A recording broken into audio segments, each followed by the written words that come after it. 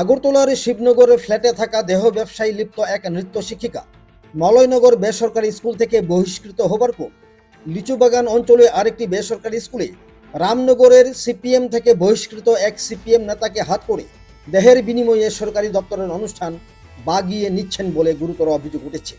অন্যান্য নৃত্য প্রতিষ্ঠানের শিক্ষক শিক্ষিকারা এ নিয়ে প্রশ্ন তুলতে শুরু করেছেন। যাদেরকে দিয়ে নৃত্য পরিবেশন করান তাদেরকে নাকি কোনো প্রকার পারিশ্রমিক দেওয়া হয় না, নিজে কিন্তু ঠিকই অর্থ পেয়ে থাকেন সরকারি অনুষ্ঠান করলে, এমনটাই অভিযোগ। সরকারি অনুষ্ঠান পাইয়ে দেওয়ার পেছনে সিপিএম থেকে বহিষ্কৃত স্বঘোষিত কলমচির কারণেই অনুষ্ঠানের বরাত নিয়ে থাকেন বলে অভিযোগ।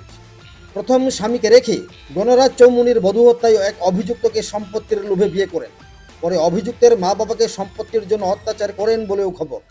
পাড়া প্রতিবেশীর চাপে পড়ে ওই বাড়ি ছাড়তে বাধ্য হন সেই দেহ ব্যবসায় লিপ্ত নৃত্য শিক্ষিকা বলে অভিযোগ।